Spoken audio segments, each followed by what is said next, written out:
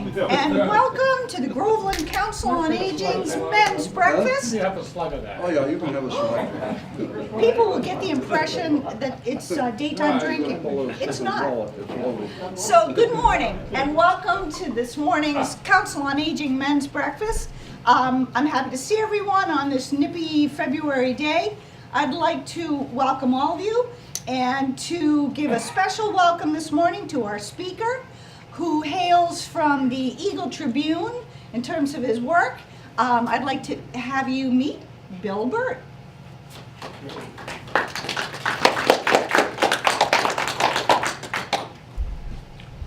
Oh, you're good? No. So, all right. So I noticed the price went up on the breakfast. Just so you know, my $5,000 fee has not changed. Okay. So that has nothing to do with it. Yes, very expensive. Hopefully the fire trucks will run after this speech. So, hey guys, thanks for having me. This has been about, I don't know if we're pushing 10 years, but it's close. Seems like about 10. And I'm back. It's good timing. I just got back from Minneapolis, which I heard someone just say that it's cold out right now. I'm just going to tell you, it doesn't compare to what I witnessed and felt for a week in Minneapolis. So I here to talk about a little of everything. I was at the Super Bowl. I was at the Celtics on Sunday. Saw the Bruins 2 nights ago. The Red Sox pitchers and catchers start tomorrow. We have a reporter who just flew down there yesterday. So we at the Eagle Tribune family, North of Boston Media Group, which is the Eagle Tribune, Salem News, Newburyport News, and Gloucester Times. So we have all those papers. We have a couple magazines as well. So we got a lot of products that I'm working for right now. So I'll give you a little sort of not an update, but I'll, for some guys that forget my past, this is I started the Eagle Tribune in 1983. September 11th, 1983. Now, September 11th is not big because of the date, September 11th, but that date, the reason why that date's important is, and I realized it, I've told this story, I told you guys before, but I know you forgot it because sometimes I forget it. I was at the 2007 World Series, sorry, ALCS in Cleveland. And I look up on the board, and out of Cleveland, they put the players' pictures up, who's the batter that's up at the plate, and they little bio on them and their birthday. And so one particular player, I saw his birth date, and I go, wow, that date looks familiar. So then it hit me, that date looks familiar. So next thing you know, I cover the games. They beat Cleveland in 7 games. They were down 3-1, came back and won. It was a great series. But I'm home working in my office a couple nights later, and I look, and on my desk is the very first story I ever wrote, which, by the way, was right down the street here at Pentucket Regional. It was North Andover, Pentucket football, September 11th, 1983. So the player whose birthday was born, the day I wrote my first story was the day he was born, was Jacoby Ellsberg. So, and I told him, and he thought that was cool, and I think he told me to bring the story in. I don't even know, he probably threw it away. But so I had a little time. So when you see Jacoby Ellsbury, you think of me. That's when I started in this business. And literally, it was right down the street. North Andover beat Pentucket, and I believe longtime coach of Pentucket. Flaherty? Excuse me? Tom Flaherty? Or No. He just started. It was his first game as well. So his first game was my first game, first day in the business. It'll hit me. He's a great guy. He's great. Excuse me? Steve Hayden? Steve Hayden, sorry. Great guy. I'll never forget his wife there the first game, but they lost to North Andover. So it's been a long ride since then. As I've said before, I went to Merrimack College. We were talking hockey here today. Northeastern won the Bean Pot. I went to Merrimack. I am a big hockey guy, so I go to hockey. I don't go as a writer. I go as a fan. It's the one thing I keep away from. So whenever anything breaks at Merrimack College, I have nothing to do with it at the Eagle Tribune because of my ties to the school. My son goes to Northeastern. He's a senior, baseball player, by the way. My flight leaves Thursday at 8:30 a.m. and I'm going to Florida for 12 days, and then gonna watch some baseball, then come back home, then go back to Florida. And I think I've earned a little of it. We had a busy football season, if you guys follow Patriots at all.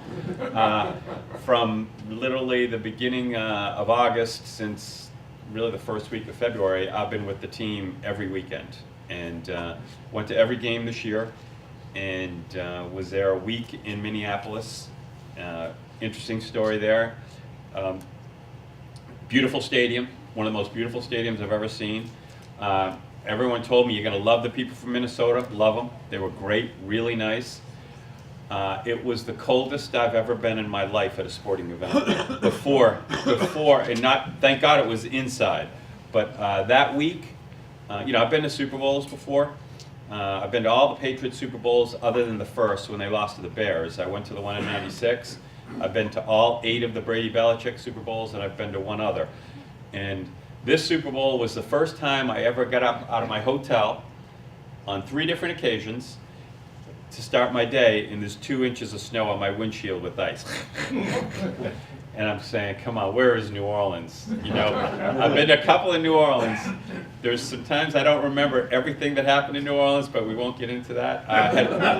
Honestly had a great time. That's my favorite place, more because everything was close. But people were great. I understand why the NFL had the Super Bowl there. Beautiful stadium. If you build a stadium, the Super Bowl will come. That's what the NFL does. The NFL goes to the cities who are thinking of building a Super Bowl, and they ask the citizens to pay, which is a sticking point. If you can help pay maybe 75%, 50%, the commissioner comes in and says, if you do that, we will have a Super Bowl at your facility. We'll guarantee 1, maybe 2, and you will get back 1/3 of the money you spent on the Super Bowl. So that's how they sell it. So next year, Super Bowl is in Atlanta. Guess what Atlanta's doing right now? Building a new stadium. Houston, a couple years ago, built a new stadium. Phoenix in Arizona. Now Arizona's a little different. It's really a Super Bowl location. So I've been around the block a little bit with the NFL, with the Patriots. I'm sure we'll have some questions here. I'm going to speak for about 10 or 15 minutes, and then I'll be glad to take your questions. I'm assuming a lot of it will be Patriots, some of the Red Sox, because they are starting literally tomorrow, pitchers and catchers. But very interesting year. I thought the Patriots were the best team from the start, and I thought they were until 2 minutes ago in the game when Brady needed a touchdown to win. This is before the sack. I said, he's going to do it, and they're going to win 6 Super Bowls, and Brady's going to be Muhammad Ali. That's how I basically liked it. Forget Joe Montana. He's Muhammad Ali. He's Michael Jordan. We're talking special. And I still think that's the case, though he got sacked, fumble, then it fell apart and they lose, and then all of a sudden the Malcolm Butler controversy picks up steam. We wouldn't have talked about it if they'd won the game, but the fact that they lost the game, we got to wonder what was Belichick thinking. And if you try to wonder what Belichick's thinking, you're going to lose that battle, because I don't know. Interesting guy. You got to take with Belichick. I've said this many times. If you want the good, you got to take, and I don't know if bad's the right word, you got to take the what is he thinking? What is he doing? The one thing you can count on, the Patriots are going to compete, and they're going to be there in the end. I think next year, same thing. It doesn't look good right now. It's depressing. When the Patriots lose, it's like the world ends. Let's be honest. If they lose during the regular season, it's a week of what happened. Belichick's the sorest loser in America. His press conferences, he mumbles, which he'll do even after winning. But it's when the Patriots lose, because it happens so little around here. It's like cause for, wow, is this over? The dynasty, and we've been doing this for years, and I keep saying, guys, don't do it. Don't bet against them yet. Tom Brady just won MVP. I think we forget that. Now, I know he's 41. He looks 32. Girls, he does look 32. He is a good-looking guy in person. I got to give it to him. And, so I understand. But and that's why I believe he's not done yet. I don't even think he's close to being done. I think he's got at least 2 more years of what we saw, and I'll tell you why. His decision making is still there. He does look 32 years old, and it's not. He looks more like a golfer than a football player. This new plyometrics thing that he's been working on, it works. He's smarter than he's ever been. I mean, he's a better quarterback now, believe it or not, than he was in 2007, because now he moves around a little better in the pocket. He finds ways to get open. Now we got to figure out other things. Where's Gronk going? Is Gronk going to the movies? What are they going to do defensively? Need 4 or 5 guys to fill spots there. So that's going to be interesting, the way they rebuild the team. Belichick and Brady and Kraft, they got some stuff they got to take care of, because when people say, is there a rift? There is a rift. There's decisions that, Belichick, I think, feels like he's earned the right to make all the decisions, football decisions. He's right, and he has for the most part, except with the quarterback. And that's where Kraft comes in. And I think Kraft met with Belichick 2 days after the Super Bowl, and it was, I'm the owner. You're not the owner, I'm the owner. And the only thing I'm going to tell you, other than I want to know all the big decisions you make, I just want to know about them, Tom Brady's going to be our quarterback. And I think this discussion was had in October, which is why Jimmy Garoppolo was traded. I don't think Tom Brady wanted Jimmy hanging around. I think Tom Brady made the point to the owner. I don't think he made it to the coach. I'm doing this for a couple more years, so I'm not going away. I'm planning on being the quarterback for the Patriots for 2 to maybe even 3 or 4 years. We'll see what happens there. And I think the owner agreed with them. Personally, I agree with them. But so Jimmy Garoppolo's traded. Jimmy Garoppolo's perfect right now, but I will say it's very easy, as Bill Parcells told me, it's very easy to go from. It's easier to go from 5-11 to 10-6 than it is to go from 10-6 to 12-4. So that's the easy part, the first part. The second part is the different part. You become a Super Bowl team. So we got a lot to talk about with the Patriots. There's a lot going on. I will tell you, we haven't even brought up the Bruins. The first team I ever remember adoring in this town were the Bruins. I was 7 years old when the Bruins won the Cup. I'll never forget where I was when they won. It was during the daytime. Bobby Orr scored in overtime. They beat St. Louis. They swept them. The Bruins right now have quietly, literally could be the best team in Boston. And they are exciting to watch. They're tough. They let go of the coach, which I wasn't sure was a good decision. It was a great decision. This team's sort of coming out of its shell after being sort of, I think, playing with shackles for a few years. Celtics, a little disappointing lately. Bad loss the other night, but they're going upward, and they're a year away from pushing Golden State. Maybe 2 years, but they're very close. And then the Patriots. The Red Sox, believe it or not, might be the worst team, and that's saying something, because they're still a top 4 team in the American League. So we are very lucky. We complain a lot about, go to New Orleans, go to Cleveland. Cleveland, I know, has a couple good teams now, but go to a couple other cities, and they don't get. We don't really sometimes understand how lucky we are. And I see it at Patriots games, where you have a cold, sort of chilly day, 15 degrees, 20 degrees, which in Minnesota, by the way, is warm. If you have one of those days, there's a section of seats, those red seats, they're the club seats, and you can tell the fans, they do not, if it's cold, they stay inside and watch the game on TVs. And that's what we've sort of become, this sort of soft, we expect winning. If you don't win, you're lousy. You don't win championships, it's very disappointing. I get it. But sometimes I think we take it for granted. No, not sometimes. I think we take it for granted, and I'm guilty too. I think we all thought it was going to be a walkover against Philadelphia, or thought it'd be a tough game, but and Philadelphia was not afraid of the Patriots.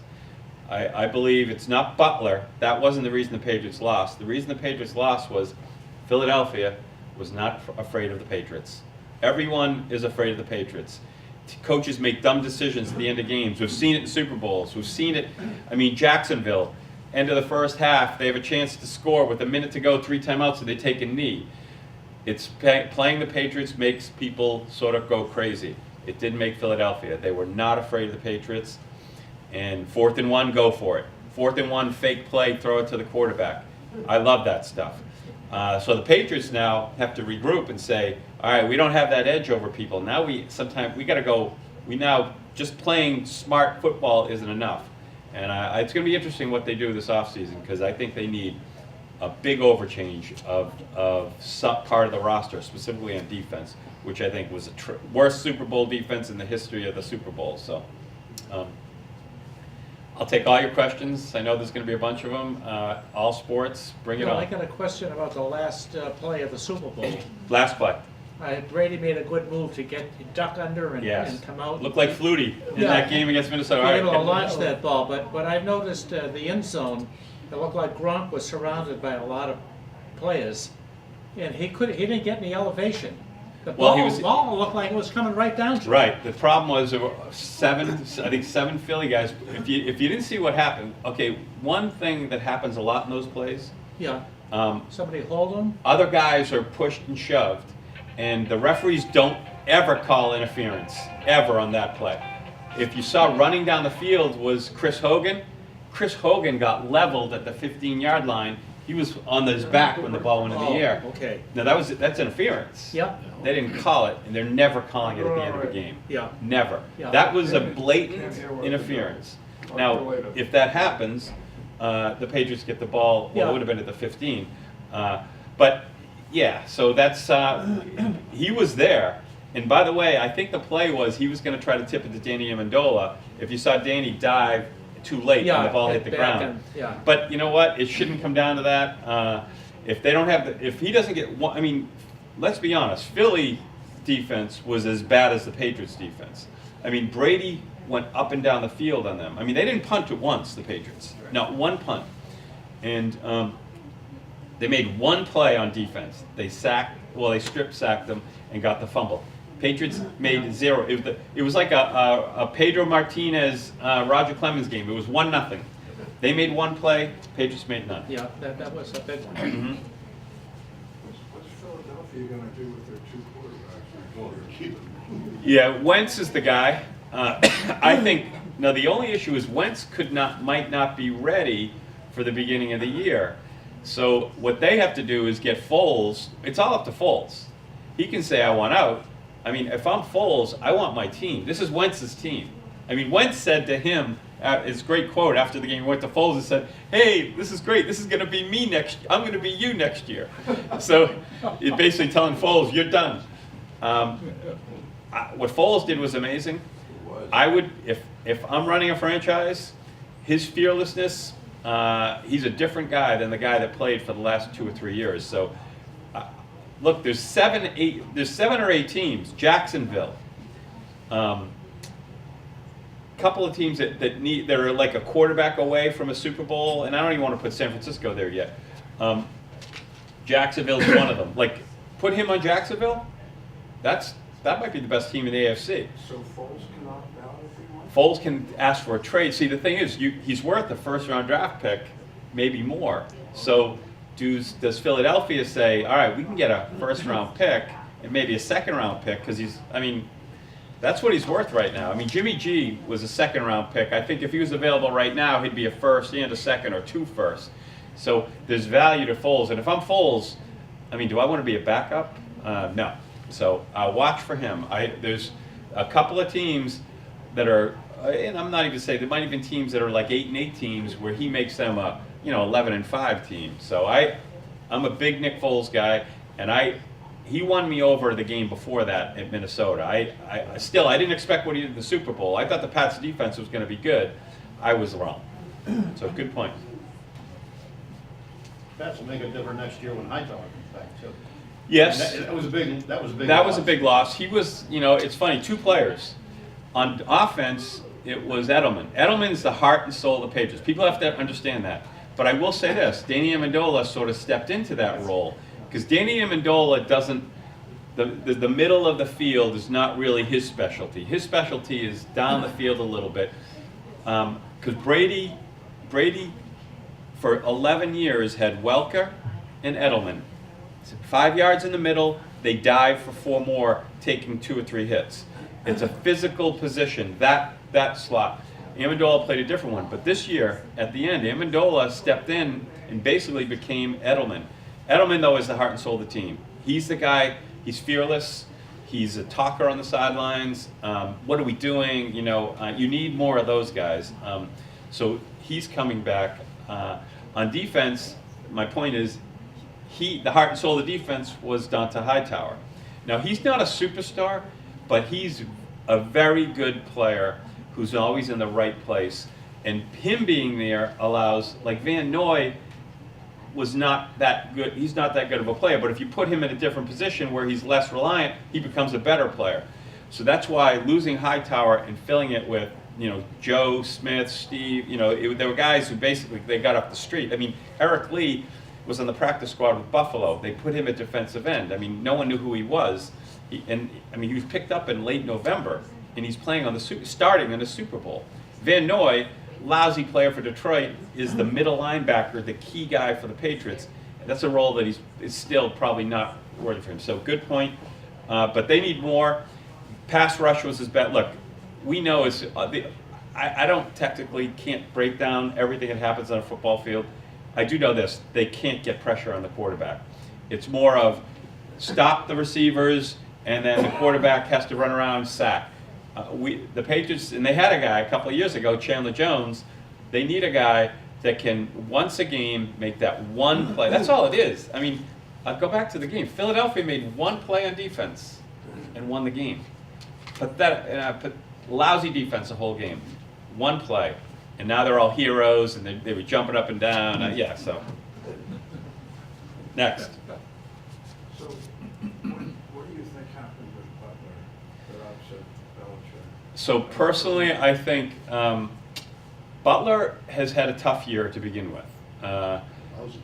Yeah, lousy in expectation-wise. We thought he was better. He's still he is going to be a free agent. Someone's going to sign him, and he's going to make a little bit of money. He's probably not going to make as much as he originally thought. But I think he had problems. It's funny, when the one player a year that has a money issue, like is mad about his contract and brings it on the field, they don't really mesh well with Belichick. And I know it's his team. My thing was, Butler knew this was going to be his last year. Made $4 million this year. I mean, chump change here, I know, and that's not a lot of money here in Groveland. It is other places. But Butler just wasn't. He was better 3 years ago, to be honest with you, 2 years ago, and then last year showed signs, and then this year was just so inconsistent. I mean, they picked on him. I mean, it was obvious. I mean, Jacksonville picked on him, and I was surprised, not that he didn't play a lot, that he didn't even get in the game when the defense was as horrible as it was. Eric Rowe and Batamosi, they're both third-tier guys right now. And at worst, Butler's a 2 second-tier guy. Maybe issues with coaches, maybe issues, I'm not doing this. I remember, I was at the game in Buffalo the year before when they killed Buffalo in Buffalo, but they gave up 2 late touchdowns, and it sort of got close. And it was the middle linebacker, Jamie Collins, who missed an assignment. On 2 assignments, they scored 2 touchdowns, so we're no big deal. The next day trades him to Cleveland for a 3rd-round pick.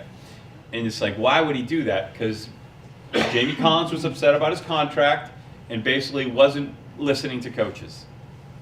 You don't listen to coaches, you're gonna mess us up on the field. So I believe there were some issues with Butler related to Butler not, quote unquote, doing his job. I do know he was well liked in the locker room. He was. So it's going to be interesting. That story will officially come out soon. We'll know exactly. It's tough to get any information out of there. Butler, apparently, I think the fact that he hasn't probably come out and told the whole story means he might be a little bit culpable as well. So it's disappointing that would come up in the Super Bowl. That's the disappointing part. because that's the game you want to win. That defines everyone. If you ask all the players, play them. Just we want to win the game. As a coach, if Butler is maybe not following rules, maybe breaks a team rule, maybe shows up late, what are you telling the rest of the team, some of the young guys who are going to stay there next year? Well, we'll let Butler play because we needed to win a game. Your rules are your rules. Now, that being said, it's easy for people to say that.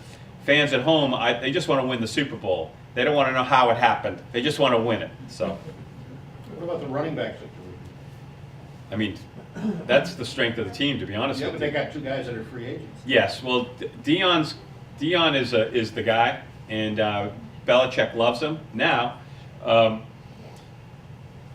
yeah, I would say that's not going to be a problem. The Patriots have figured that position out. Now you could go the Jacksonville route, the Rams route, draft a guy 5th, 6th overall, and these guys are good, but the Patriots draft. They don't draft. They get 3 guys who can catch the ball, because the Patriots' offense is different. They're not going to run the ball down your throat. That's not going to be their offense. It's going to be more a little ding, a little pass, run it up the middle, and they got 3 guys. And it's funny. I did a story on Rex Ryan. I don't know if you read it during the Super Bowl, where he said it's amazing the Patriots just get these guys. They all look alike, they all play alike, and they all make plays. And that's what their running game did. So I will say Dion Lewis, big-time Belichick guy. Belichick does not mention players a lot. Even Brady, if you said, hey, tell me about Brady. Yeah, he's a good player. Well, no, he's not a great player. He's the greatest player that ever lived. But Dion Lewis showed his heart, and we saw, he'll go on and on. Danny Amendola, you would think Danny Amendola is his son. Where he'll do that for a couple of guys. So I think the running game, that's the least of their problems. I believe Dion Lewis but he's the key guy.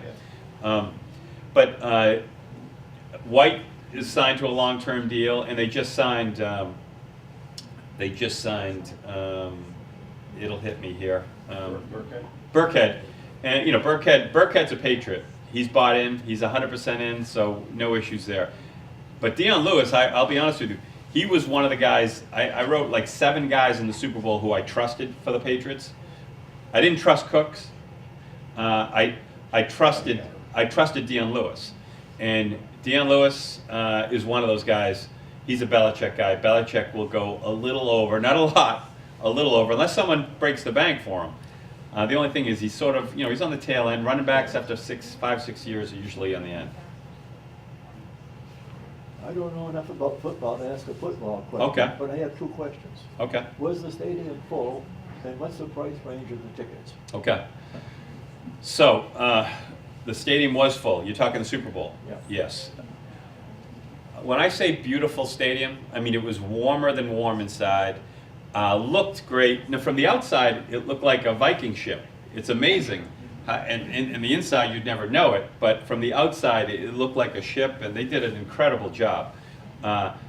Inside was Lucas Oil Stadium in Indianapolis, it reminded me of. It's like there's windows on the back, so if it's light, you can see in, and then the roof is retractable. Obviously, you closing the roof there. But, look, I went to the Super Bowl in Houston and in in Arizona, where they had retractable roofs, and they leave them shut. They do not, it's got to be perfect, 75 and sunny. That's what I was wondering, temperature inside at playing time plus humidity, what is it at usually? 75 degrees. Okay. Yes. Humidity's probably 40, 50, 60. Yes, probably about 50. that, yeah. That's why I was curious, because they get this big vast of space, they're paying mucho dollars to keep where they want. So the lowest price ticket was $1,200. You interested? It's Not $1,200, yet. and then they went from $2,100 to $5,000, and then I think there was some special $12,000 seats. I had So, heard as much as $6,100. well, no, okay, no, I think it was more, 1,200. But see, yeah, the brokers take over. Yeah, it's. I mean, they sold out easy, and there were people trying to get in. So the prices could have even been higher. I mean, the NFL is trying barely to keep these prices kept down. But I had a couple. My nephew went to the game with my brother-in-law, my other nephew. They spent $1,250 for the seats. So and they were up in the boom, way far away in the cheap seats. But what I don't understand, what little bit I don't catch on TV, Yep. just because I wake up after I change the channel in my sleep, Right. and I happen to be in a football game or a baseball or something. But why would anybody spend that kind of money when you can see so much more of it on the TV? It's not that. Listen, I will say going to a Patriots game in Foxborough, if a 1 o'clock game, you get there at 9, you get your grill going, you throw a football out, you get the experience. You're there at the stadium. That's why you go. 1 o'clock game, you get home at 7 or 8. Game ends at 4, traffic an hour. You get home at, let's say, 7, 8 o'clock. It's a great day. It's the 4 o'clock game, you get home at midnight. It's the 8 o'clock game, you get home at 2 and 3 in the morning. So for me, the 1 o'clock game is the game. I would say I do understand, I'm sort of with you. Why leave when you can have your fridge, your lazy boy? Yeah. I could see you on a lazy And the boy. replays. Yes. Replays. Well, they do show replays. Yeah. They do show replays at the game. I mean, now the jumbotrons are huge. But the Super Bowl is a Super Bowl. You can say you were there. I mean, I had a guy who went to the Super Bowl the year before in Houston, and it's 28-3, and it's a third quarter, and he's saying, "Why did I come?" And then after the game, he went to a religious experience, So it's the Super Bowl. That's a little different. Personally, when I'm watching a game, if I'm watching a Patriots game, I don't want a bunch of people bothering me. Hey, look what dress she has on at halftime. I'll pick up the table and throw it. And so I want to watch the game. And so that would be me personally. Now, if Pittsburgh's playing Carolina, you're at a Super Bowl party and you're laughing at the commercials, that's fine. My lack of knowledge showed up about football years ago. I was on the police department. Yep. When it was a part-time job. And I worked a football game down at Masconomet. And I'm there to do traffic and so forth. And the thing says 3 minutes left to play. So I head for the parking lot to direct traffic. I mean, I was out there a half an hour and nobody's coming out. That's what happens. And Yeah, yeah. that's what I know about football. Yep. The people leave early. Yep. They figure, the game's over, I gotta beat the traffic and Yep. all that. That blows my mind. So why go to the game? Why even go to the Right. game? I wouldn't walk out. A lot of people do that. Right. They're out in the parking lot then wondering if they can get back in again. And then a lot of people want to just say they went to the games to tell their friends to Yeah. impress them. I will say it's a football game, an NFL game, even probably college football, the big games. It's a day. Yeah. So it's like traveling to California. You're giving your day up. So Yeah. and that's the way it is. But some people love it, and it's the NFL's. I don't want to say it's perfect, but it's once a week, so it's not a lot. And then you're on the road for 2 weeks, so you get a break. Yeah. You can watch games on TV. The NFL, it's like a cookie cutter league. You play. Now, I'm not a Thursday night football guy. I think I work and cover teams, and I forget it's Thursday, and I go, oh my God, there's a game tonight. Who's playing? I don't even know. Yeah. And it's too much. I think the Thursday night game, but from the Sunday to Sunday game is the game ends on Sunday. Monday, you talk about the game that just was played. Tuesday's a day off. Wednesday, you look ahead. So it's like a cookie cutter. It's everything set. You talk to Brady Wednesday, then you talk to Brady on Sunday. Everything is, what you're getting. Baseball's a little unpredictable. I mean, all these sports are sort of unpredictable. You don't know what you get. In football, you know what Tuesday. If I just say Tuesday, I'm off Tuesday. Yeah. So that's why it's easy for fans and for the media. It's marketing. Most people would rather stay home. It's made for TV because of the highlights and the videos. Now they got the camera, where it's weird. I still don't get it, but all of a sudden the picture moves and you get behind that's that new camera they have. And again, I don't understand it, but it looks great. We don't get that at the stadium. So NFL marketing machine.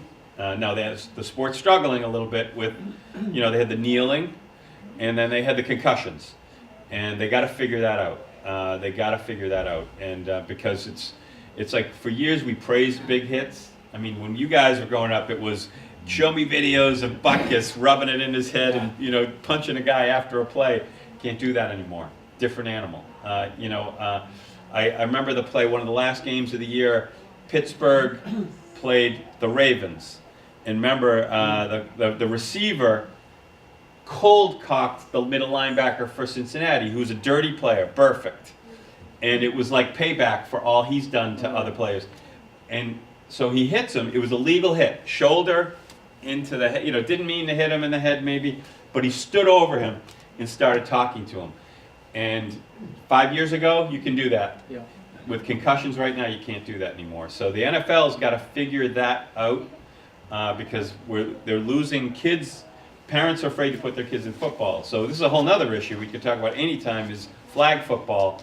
Maybe flag football up to 7th or 8th grade, and then tackle football, because they say the worst part is kids getting concussions in 5th and 6th and 7th grade, and then they're the ones who really struggle as adults when you get a concussion that early. So that football's got a lot of work to do. See, I believe baseball's got to find a way to get more people involved. Football's got to find a way to keep more people. So it's an interesting dichotomy. Now, next year, do you think they'll do away with this kneeling or get around it so they? Yeah, I don't know. It's They too got bad. hurt with that pretty badly. It's too bad. I'm against it. I'm against. I think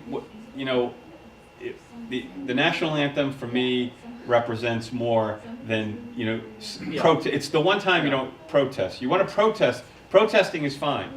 But picked on the wrong thing there. well, we're honoring. I look at the Star Spangled Banner and I look at going to games. We're honoring people that fought and died for our country, and I think you're disrespecting them. Yeah. So that's how I look at it personally, and they don't. They've said so.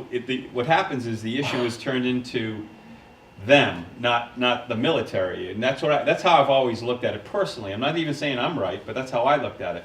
Honoring people who have died for or fought for our country. Yep. And I'm not going to take the knee. So do it somewhere else. But they know, and I will tell you, Colin Kaepernick's girlfriend, she's the one that figured this out. What's important to a lot of these people is the national anthem. Take a knee or sit down during the anthem, which is what he did. And which I believe is wrong. That's all. Do it somewhere else. I'm not into kneeling. I'm into helping. So help others. Kneeling, what does that do? And I saw a player talk about it the other day.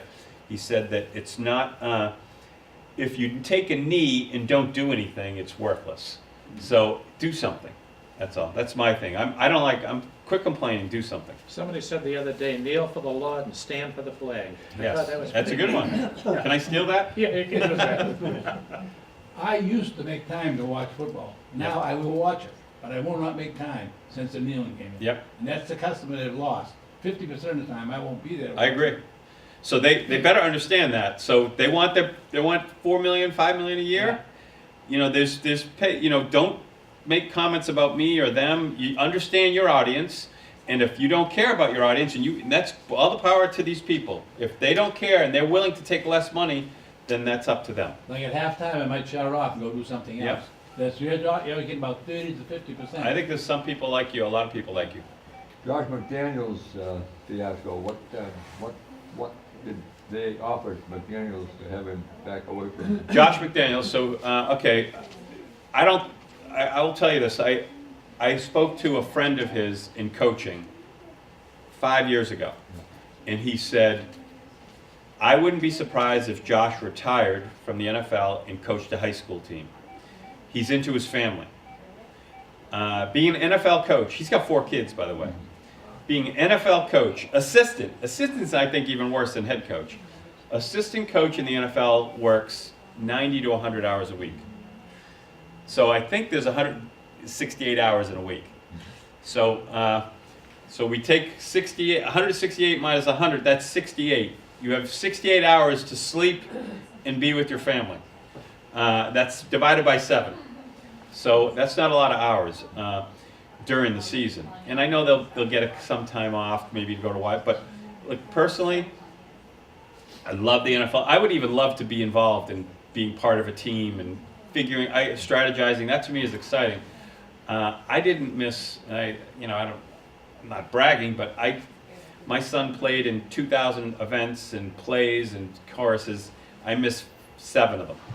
And I mean that because I wanted to go. I was offered a position for a company that's around right now in sports, working nights. And this is when my son was entering high school, and it just wasn't right. I said, I can't work 3 to 11 and miss everything. I have more fun going, and I said this to Tom Brady, nothing against you, but I'd rather see my son play than see you play. And he goes, really? And he said, but he understood. He goes, I agree with you, because I'd rather see my son play than watch an NFL game. And his son's, he's got like 8 and 7, so. So McDaniels, here's the point. I think McDaniels wanted to stay. He's now been in New England since 2001. He's been around. He left for 3 years, was 2 years in Denver, 1 year in St. Louis. I think he basically said, I think his wife said, I don't want to really go to the Colts. I'd like to stay here. And I think the Patriots also juiced it up. Hang around. Can't promise you, because we don't know what Bill's ever going to do, but you're the next guy. And he's very well respected. I will tell you, Josh McDaniels, when he was like just up and coming, was like a receivers coach. A Patriots guy said, watch this, remember this name, Josh McDaniels. And I said, what? Josh who? And I said, I'd never heard of him. He goes, yeah, he's an assistant. Bill loves him. He's got a mind made for this sport. So why'd he stay? He's now going to be made assistant head football coach. Oh, he also got a raise from $1 million to $3 million. Oh, that helps. Change his mind. So he's paid almost like a head coach. But I think he's been said he can stay here. His kids can stay in school. I mean, we know how it's tough to move our kids. I moved a lot. I hated it. If you got a daughter that's 12 or 11 and you move her, you're a dead man. So I think that was part of the reason he stayed. And he's one of the most respected guys in the business. So that's another point. They got him back. We had sort of said he was gone. So with Josh McDaniels back, I think the offense is going to be fine. I think they got other areas they got to fix. You think he was afraid of having the same experience he had in Denver? No, I think, people got on him for that. I think everyone learns. I think he made bad mistakes there. Belichick, same thing in Cleveland. Now, Belichick's experience in Cleveland, he took a couple years, bad years, then he had that really good team, and then they moved the team. But Belichick didn't treat people right. Belichick also controlled everything in Cleveland. And then he sort of figured out, I can't do that. I got to hire him to do his job. I got to let him do his job and have them report to me like a CEO. And I think he figured that out. So I think McDaniels made the decision which is right for him, and I believe he's going to be the head coach in a couple of years here. Yeah, just talking a little bit about press conferences, I guess, either with the Patriots or Red Sox, I guess any of the big teams. It seems like the Patriots is very regimented where, I don't know, it's almost like when you watch the post games, only certain guys get to ask questions and all that. So what's that about? Is there a list or something that you have? No, I try to ask questions a lot. I'm there, I've been there, so I don't know if you guys saw the 30 for 30, the 2 Bills. Yeah, I saw that. Great, interesting. So I know both. When I say I know them, I don't mean in a brag sense. I'm one of only 2 reporters, I believe, in Boston. Ron Borges, who's got a little issue he's dealing with right now. Ron Borges and myself covered all of Parcells and all of Belichick. So I've been there for the whole run. I started 2 years before Parcells got there, when McPherson was there. Great guy. So I sort of got a little of both of them. Back to your question, Belichick runs the Patriots, and it's the reason why they're successful. It's the reason why you heard a Philadelphia player say yesterday or 2 days ago that the Patriots don't have fun, they run it by fear. He was quoted as saying, we have fun. What he didn't mention was the Patriots, for 18 years, have been at the top.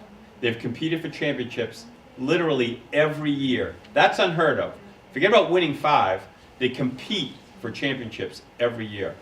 And I think what Belichick does, which is not normal, he runs it like a military operation. Nobody speaks out of turn. If a player says something, he calls him in his office, don't ever say that again, in terms of giving up what we do or what another team does. We don't want anyone to know what we're thinking. Now, it's not great for the media. It's not great for the fans, but it gets the job done. The Patriots have the smallest coaching staff in the NFL by 3 coaches, the smallest. Think about it, 18 years the best, they have the smallest coaching staff. So it's a more centralized, quote unquote, government. It's an operation. Everyone has roles, you play your role, and that's it. Don't try to be something else. I'm the general, you're the lieutenants and corporals, and it works. And I'm not saying it's great for the press, but I will say it's when everyone knows what they're supposed to do. And I will tell you this, here's a great comment from offensive line coach. Remember 2 years Dante left. He was gone for 2 years, he retired. And they brought in Dave DeGuja, they call him Googes. All right. I talked to him at the Super Bowl, because we get to talk to all the coaches.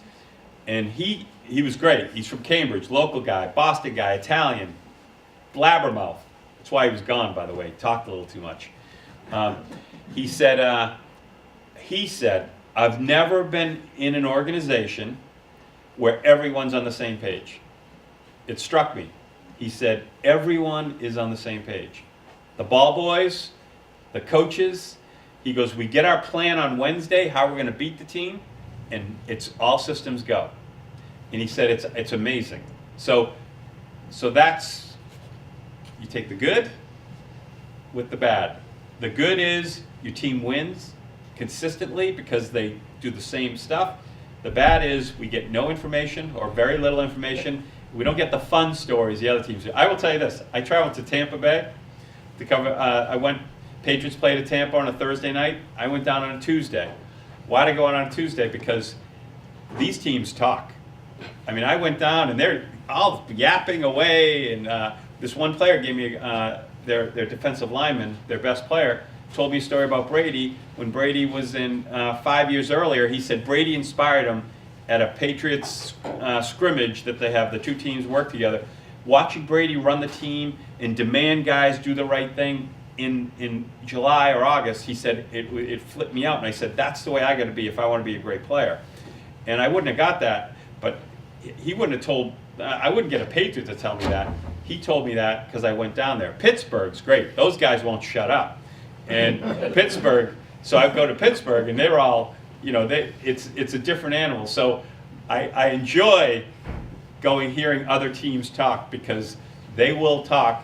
And with the Patriots, if you say something out of line, and who made an interesting comment about it was Ninkovich, Rob Ninkovich, talked about, he said this the other day, talked about how a couple years earlier, during training camp, one of the media members said, what do you guys have to work on this year? Well, we got to work on our third down screen passes, something we got to work on, third down screen passes. He said the next day, Belichick Reddick called him in, what the hell are you telling them about we need to work on our third down screen pass? Nobody needs to know that. That's how Belichick is. I mean, third down screen passes, who the bleep cares? But so why? There's a trade-off. He's 18 years. That's all I can say. And guess what? It's going to be 19 years too. We're near the end, but we're going to get another year of this too. I think next year though we got 3 or 4 teams. I think Jacksonville gets a quarterback, maybe Foles.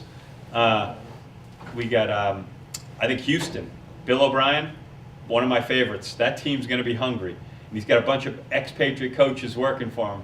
That could be interesting too, including Welker. So not going to be easy, Nick. Might be tougher next year to get there, but I think the Patriots are going to be better, might be more suited for it. So we'll see.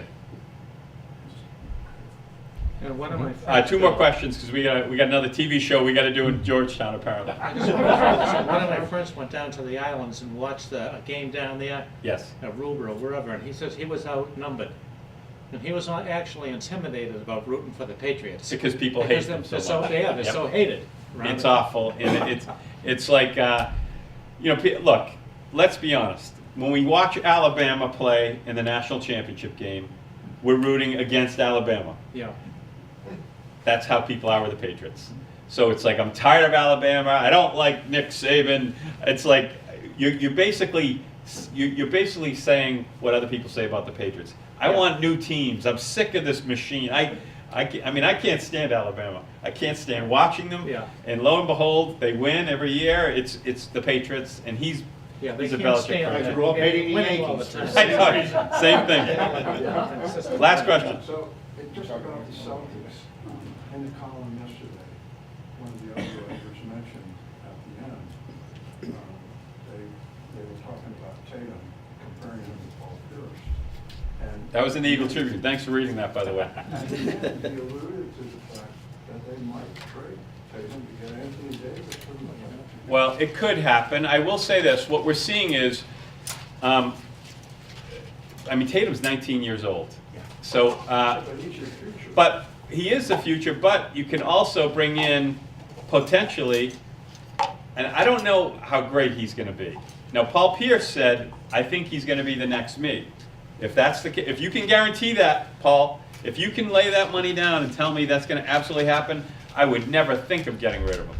I'm not 100% sure. Now, Anthony Davis, sure thing, top 10 player, maybe on a Celtics team, a top 5 player. Then you add him with Kyrie and Hayward. I will tell you, the Cleveland game, let's see that was embarrassing. We'll see what happens in the next couple weeks.